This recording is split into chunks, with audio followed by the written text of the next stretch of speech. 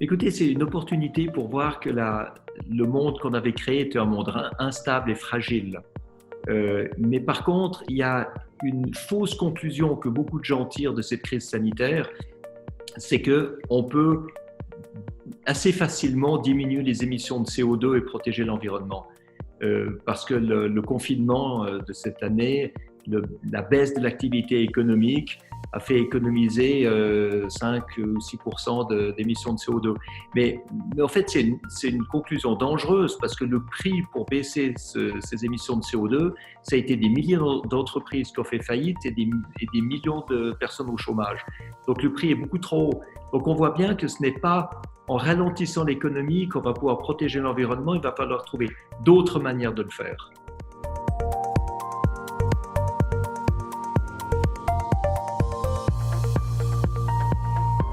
Le monde d'après a beaucoup de sens parce que le monde d'avant était inefficient. En plus d'être fragile et instable et déstabilisé par un virus, le monde d'avant était inefficient et polluant, injuste, avec des inégalités, avec des débuts de guerre civile, d'émeutes populaires.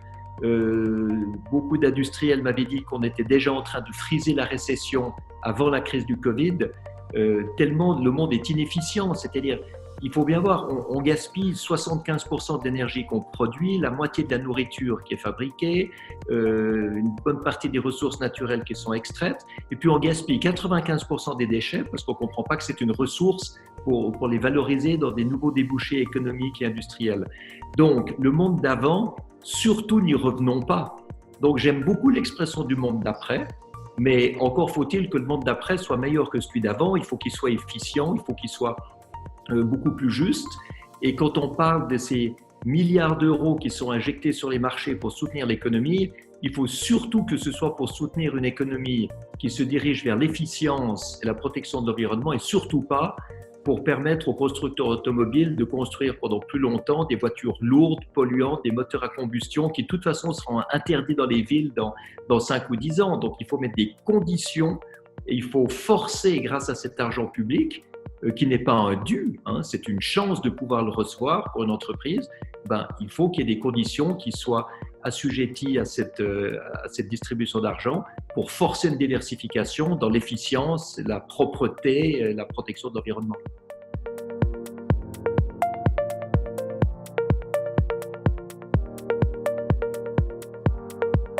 Oui, il y a deux choses en parallèle. Il y a une explosion de l'utilisation d'Internet, du streaming, etc., qui crée énormément d'émissions de CO2. Et c'est vrai que le streaming est au niveau des émissions de CO2 de l'aviation civile.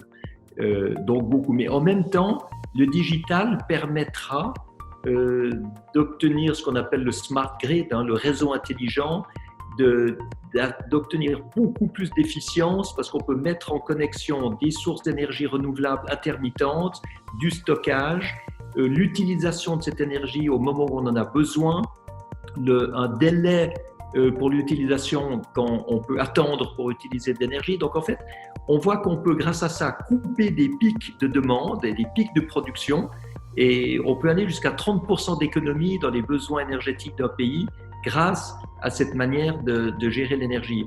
Donc, ce qu'il faut maintenant, et on travaille pas mal là-dessus avec Fondation Solar Impulse, on a travaillé pour l'Élysée, on travaille pour Deutsche Telekom là-dedans, c'est de trouver des solutions technologiques qui permettent de réduire l'impact du digital sur l'environnement.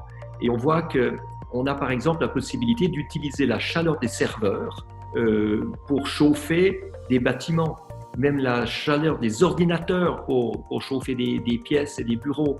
Donc, il y a énormément d'optimisation à faire et aujourd'hui, on a complètement passé à côté. Aujourd'hui, vous savez, vous mettez de l'air conditionné pour refroidir les centres de données et des ordinateurs en fabriquant du froid, mais c'est complètement aberrant. On fabrique du froid, on utilise de l'énergie pour ça et on gaspille la chaleur qui a été créée. Donc, c'est ce bon sens, cette application de nouvelles technologies, ce sens de l'efficience qui va, je l'espère, faire pencher la numérisation de notre société du bon côté et pas du côté d'une augmentation de la pollution.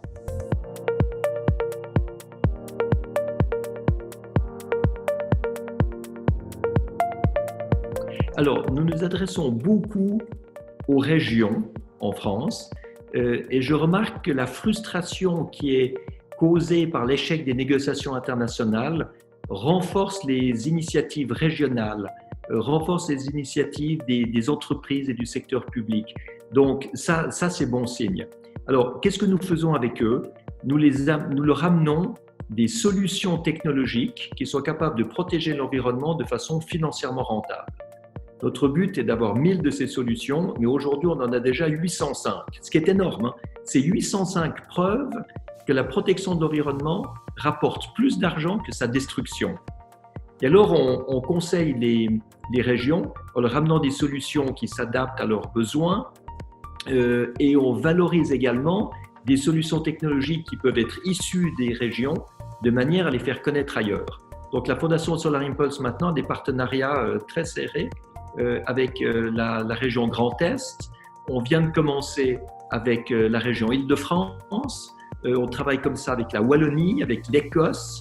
Et on voit qu'il y a une excellente bonne volonté des élus pour atteindre des buts, mais qu'il y a souvent un manque de connaissance des solutions. Et nous sommes là pour les aider à mettre en place ces solutions, à les implémenter et parfois aussi à les aider au niveau du cadre légal. Parce qu'il y a beaucoup de choses qui ne sont pas encore autorisées ou qui sont encore interdites et qui empêchent les nouvelles technologies de pouvoir être implémentées. Je suis extrêmement optimiste quand je vois la quantité de solutions qui existent, quand je vois qu'il est devenu aujourd'hui beaucoup plus rentable d'utiliser des énergies renouvelables dans la moitié de la planète que d'utiliser du gaz ou du charbon ou même du nucléaire ou du pétrole. Je suis très optimiste quand je vois les progrès que la science amène. Mais par contre, je suis assez pessimiste quand je vois le temps qu'il faut pour implémenter ces solutions. C'est aberrant de voir que beaucoup de gens n'ont pas encore compris qu'on peut concilier l'écologie et l'économie. Qu'aujourd'hui, si on émet moins de CO2, ça veut dire qu'on est plus efficient et qu'on fait plus de profit. Que quand on isole des bâtiments, on permet aux locataires et aux classes modestes de payer moins de factures de chauffage, d'eau chaude et d'électricité. Donc, je suis pessimiste quand je vois le temps qu'il faut pour implémenter les solutions. Donc, finalement, entre les deux, je suis réaliste. Et ce que je me dis, c'est qu'il ne faut en tout cas pas de fatalisme. Avec le fatalisme, on se dit c'est trop tard, tout est foutu, on ne peut plus rien faire. C'est faux. Il faut être réaliste, il faut appliquer toutes les solutions qui existent dans tous les domaines possibles. Et on voit que chaque fois, on va grignoter des pourcentages d'émissions de CO2. Alors, il y a un certain nombre de problèmes sur lesquels on ne pourra probablement plus revenir, notamment l'écroulement de la biodiversité, c'est un désastre. La mer Arctique qui ne se reconstitue plus en automne, c'est un désastre. Mais ça ne veut pas dire qu'il faut baisser les bras, parce que plus on se bat, moins les dégâts seront importants. Donc ça vaut la peine de garder non seulement de l'espoir, mais surtout de l'action.